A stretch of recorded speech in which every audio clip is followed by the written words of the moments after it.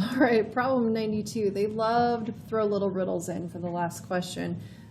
Just for that person that finished with so much extra time that they can just sit here and toy with it. But anyway, so they're saying that if h is differentiable for all values of x, h of x is the same as h of the quantity 2 minus x, which of the following statements must be true? So I would say I have a way to circle back around for option I, but option I here was the least fun to think about. So let's look at options 2 and 3 because we're good at taking derivatives. So let's just, take the derivative of both sides. So h prime of x. So take the derivative of the left side, you get h prime. Derivative of the right side, make sure you use chain rule. You'd end up with the opposite of h prime of 2 minus x. So there's a relationship with the derivatives. And so now let's kind of play around with option 2 here. So let's see, h prime of 1. If you just plunk 1 in for the x, then on the right side you get the opposite of h prime of 1. So let's think about it. Like, what would h prime have to be in order for it to equal its own opposite? The only number ever where that is true would be 0. So it would follow that h prime of 1 must be 0. So I would rule option 2 in. Let's use the same idea to rule option 3 in or out. So go back up to the primary relationship and just plug in 0. So h prime of 0 would equal the opposite of h prime. If x was 0, you'd get a 2 here. So h prime of 0 would be the opposite of h prime of 2, and so we'd have to rule option 3 out because option 3 says that they would definitely be the same.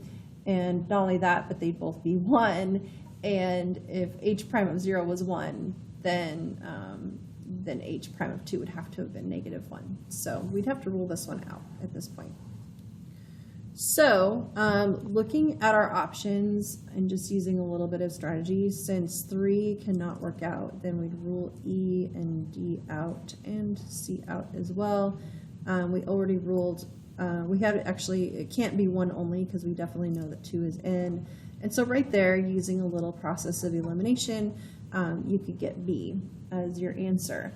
Now, if you want something a little more solid as to how to rule option 1 out, so it can't possibly be true, notice the directions say which one must be true. And so you could use a little bit of pre-calculus to kind of decide that this is not necessarily true. So think about pre-cal and transformations of functions.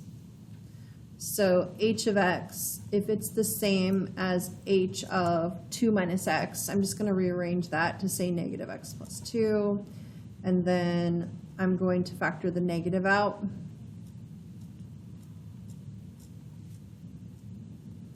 And so graphically speaking, what this is saying is, if you take the graph of h and reflect it over the y-axis, and shift it to the right 2 units, it would look like nothing happened. It would look like h again. And so I have a hard time visualizing something like that you could reflect over the y-axis and shift to the right 2 units and it would still look like nothing quite happened. But I have no reason to think that that function was always above the x-axis the whole time. Like, you could have this be true and your graph be below the x-axis. And so I have no reason to think that the integral from 0 to 2 of that function would have to be positive, if that makes sense. So that's how I would rule 1 out, but you also have the strategy of process of elimination to still get the right answer just based on the easier derivative work.